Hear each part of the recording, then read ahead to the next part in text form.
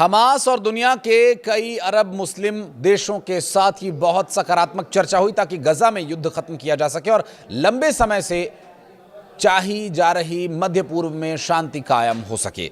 Donald Trump का यह कहना है। उन्होंने आगे लिखा कि मुझे यह बताया गया कि पहला चरण इस हफ्ते में पूरा हो जाना चाहिए। मैं सभी से कह रहा हूं कि जल्दी कदम उठाएं वरना भारी रक्तपात हो सकता है, कुछ ऐसा जिसे कोई नहीं देखना चाहता।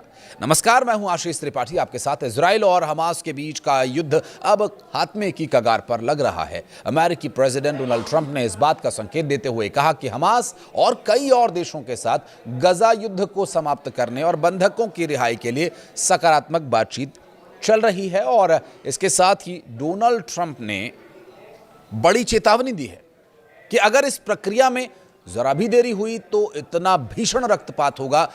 ट्रंप ने सभी पक्षों से तेजी से कदम उठाने की अपील की है और बताया कि बंधकों की रिहाई का पहला चरण इसी हफ्ते पूरा होने की उम्मीद है। इजराइल और हमास के बीच जारी भीषण जंग अब खत्म होने के करीब मानी जा रही है।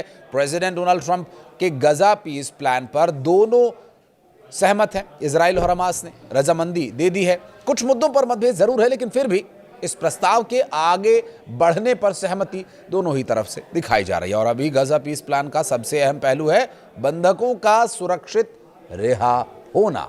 बात चाहे गजा की हो या फिर इजराइल की, दोनों ही जगह दूसरे देशों के लोगों को बंधक बनाकर रखा गया है। प्रधानमंत्री बेंजामिन नेतन्याहू कई मौकों पर यह बात बोल चुके हैं, हमास को खुली चुनौती दे चुके हैं कि सभी इजरायली नागरिकों को सुरक्षित गजा से बाहर निकल जाने का रास्ता दिया जाना चाहिए। और अब जानकार ये मानते हैं कि गजा से इजरायली बंधकों की रिहाई तो होगी, लेकिन इस प्रक्रिया में अभी लंबा वक्त लग सकता है।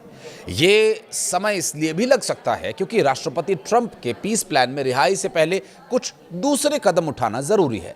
ट्रंप के गजा पीस प्लान के मुताबिक सबसे पहले गजा को आतंक मुक्त क्षेत्र घोषित किए जाने पर जोर दिया जाएगा और उसके बाद 72 घंटे के अंदर बंधकों की रिहाई, और रिहाई के बाद इजराइल अपनी सेनाओं को गजा से वापस बुलाएगा।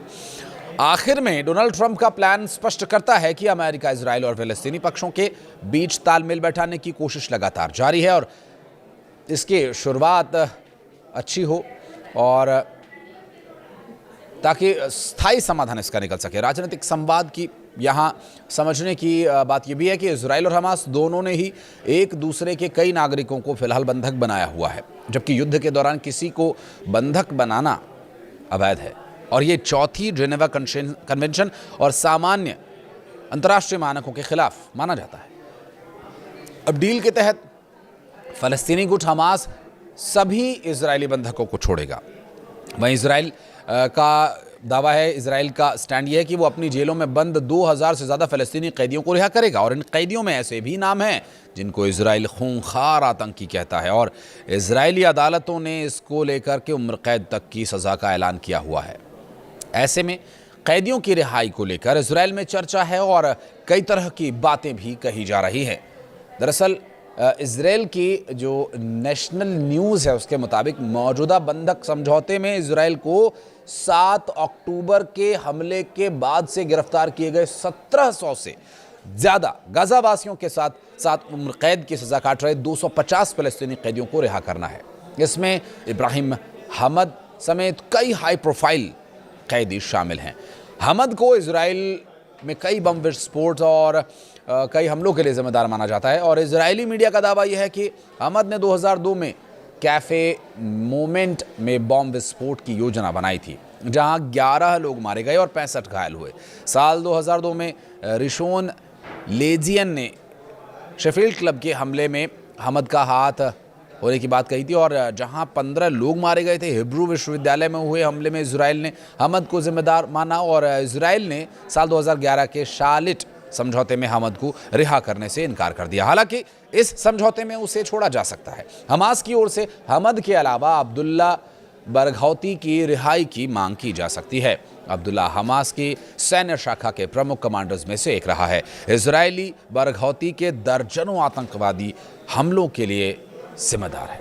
जिसमें 66 लोगों के मारे जाने और 500 से ज़्यादा लोगों के घायल होने की बात सामने आई थी। साल 2001 में यरूशलेम के सबरो रेस्टोरेंट में बम विस्फोट, 2002 में कैफे मोमेंट में बम विस्फोट और इजराइल की जेल से 72 वर्षीय कैदी अहमद सादत को भी छोड़ा जा सकता है। साल 2001 में यरूशलेम के एक होटल में पर्यटन मंत्री रेहावम जीवी की हत्या की साजिश रचने का भी आरोप लगा था।